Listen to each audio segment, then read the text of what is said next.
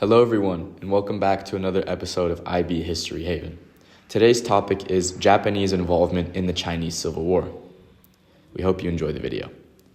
The Chinese Civil War wasn't just a struggle between Jiang Jishi's nationalists and Mao Zedong's communists. It was also deeply shaped by foreign intervention, particularly Japanese expansion. To understand this, we need some context. The Chinese Civil War began in 1927 when the fragile alliance between the Nationalists, or GMD party, and the Communists, or CCP, collapsed. Both sides vied for control of China, but just as this internal conflict escalated, Japan was also pursuing its own aggressive expansion across East Asia.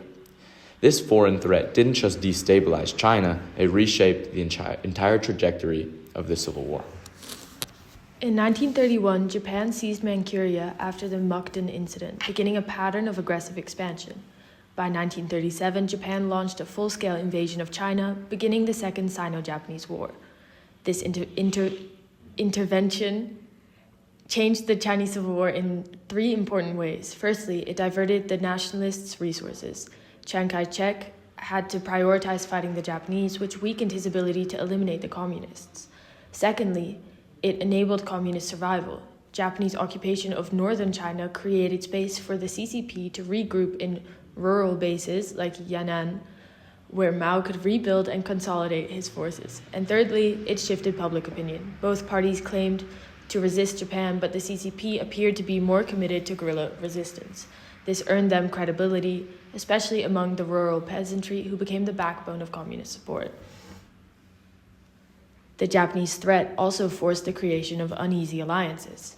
In the First United Front of the 1920s, the GMD and CCP cooperated against regional warlords, but in 1937, the Xi'an incident compelled Chiang Kai-shek to form a second united front with the communists, this time to resist Japan. Still, the alliance was fragile.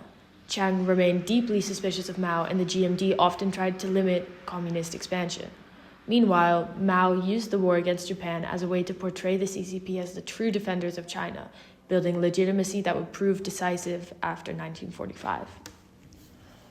From an IB perspective, Japanese expansion can be analyzed in terms of causes, practices, and effects.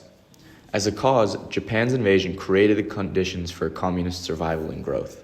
Without the distraction of Japan, it is possible that the nationalists might have crushed the CCP in the 1930s.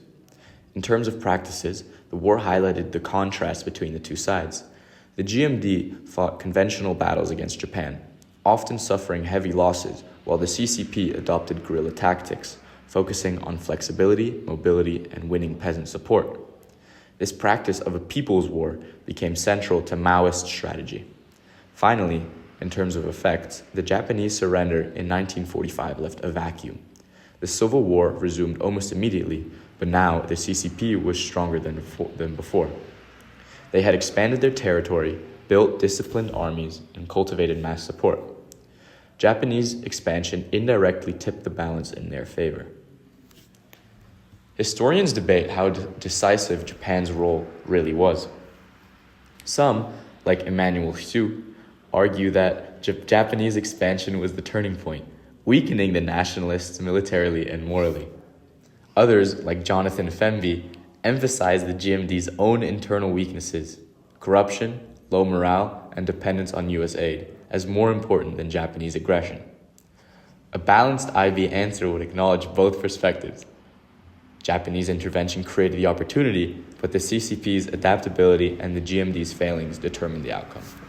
In the end, Japanese expansion was not just an external crisis, but a key factor in shaping the Civil War. It allowed the CCP to survive, grow, and claim legitimacy as defenders of the nation, while it drained the nationalists of strength and support. When Mao finally declared the People's Republic of China in 1949, it was the culmination of both domestic struggles and external pressures created by Japanese expansion. For IB students, the key takeaway is to connect Japanese expansion to broader themes of foreign intervention, legitimacy, and the balance of power in civil conflicts.